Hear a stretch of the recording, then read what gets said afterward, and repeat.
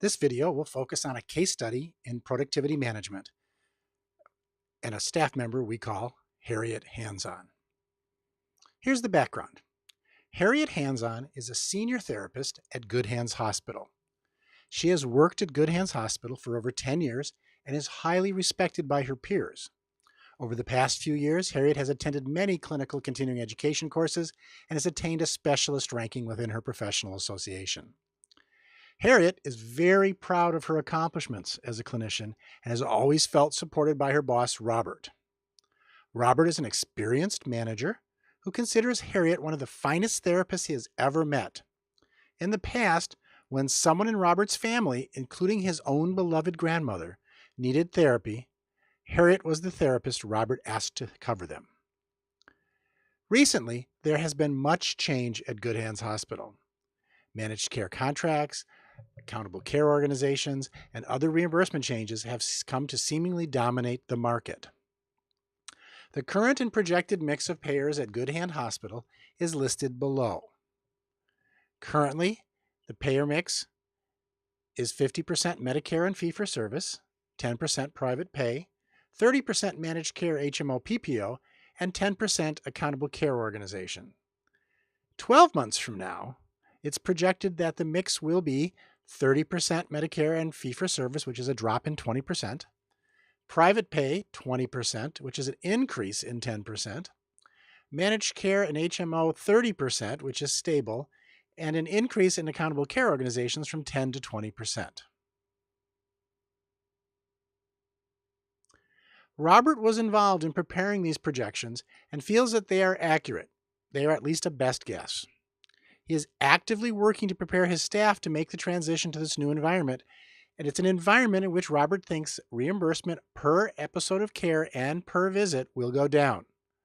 The primary areas that Robert has worked on with his staff are clinical efficiency and outcomes analysis, therapist extenders using ancillary staff and encouraging patient compliance with home exercise programs, a reduction of documentation and non-treatment times, and other systems. After last month's in-service on clinical techniques to increase therapist efficiency that all the staff attended, there's been a dramatic increase in staff productivity. All the staff seem to be willing to try new ways and seem motivated to learn. In addition, patient surveys reflect continuing client satisfaction with the care that's been provided. Until this morning, all the preparations were going well. Bum, bum, bum. Now the crisis.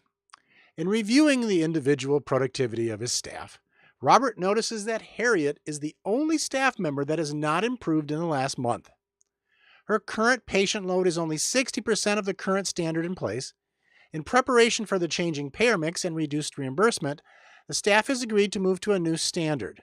When this new standards are increased in 6 months, Harriet will only be at 40% of that target. All the other therapists in this clinic are at least at 95% of the current standard, and many of them are already at the new standard. To try to understand the situation, Robert asks Harriet for a meeting. During the meeting, the following facts come out. Harriet feels she is an outstanding therapist and is not willing to, quote, water down her treatments or adopt many of the suggested new practices or techniques. Harriet does not feel that the new standards are realistic for her and just does not, quote, buy into them. Harriet states that she believes it is unethical to treat in a different manner just because some patients have different insurance coverage. She says all patients deserve only the best. Robert is now faced with what to do to resolve this situation. Can Harriet continue to work at Good Hands Hospital? The first thing I'd like you to do is to apply the performance management algorithm of Clay Carr, which says that to be successful, every worker must know what to accomplish, know how to accomplish it, have access to the tools to accomplish it, be motivated to succeed, take responsibility for their own success, recognize success when it occurs. Applying Carr to Harriet, Harriet must know what to accomplish, know how to accomplish it, have access to the tools to accomplish it, be motivated to succeed, take responsibility, and recognize success when it occurs. Do you know if Harriet is able to comply with these? Does she know? Do you know if Harriet knows what to do to accomplish, what to accomplish? If Harriet knows how to accomplish it? If Harriet has access to the tools to accomplish it? If Harriet feels motivated to succeed? If Harriet takes responsibility for her own success? And if Harriet recognizes success when it occurs? Stop the tape at this point. Have this discussion for each of these 6 points. I'll wait. Okay, now that you've had a chance to talk about the clay car model and applied it to Harriet, here are some discussion questions for you to consider in this scenario.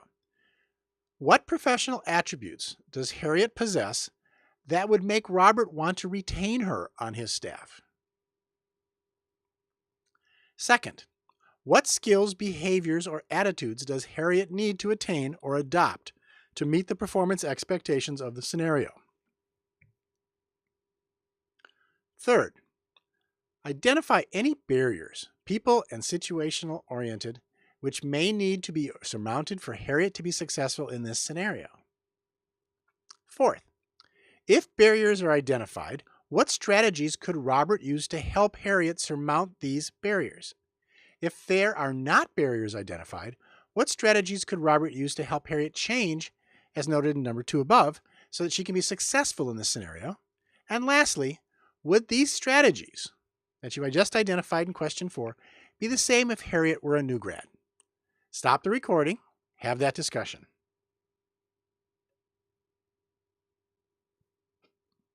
Welcome back. The information on the case study in productivity management, Harriet Handson, is rich in many of the issues of productivity management when it comes to clinical management of personnel. Hopefully, Harriet Handson has illustrated some of the concepts that we've talked about and will help you look at the various kinds of tools and resources that you as a manager need to make available to help your staff understand how they can improve their productivity at the same time that they're not decreasing quality. It is clear that as staffs are asked to increase productivity, that there will be casualties along the way, and some staff will decide that they really don't want to change, and as such, they probably can't continue to work in the environment that they're currently working in. My hope is that we will be able to help staff learn new skills, adopt the attitudes that are necessary to continue to offer good care, but with increased productivity. I hope this case study has been helpful to you. I look forward to your feedback. This is Peter Kovacek, wishing you all the best.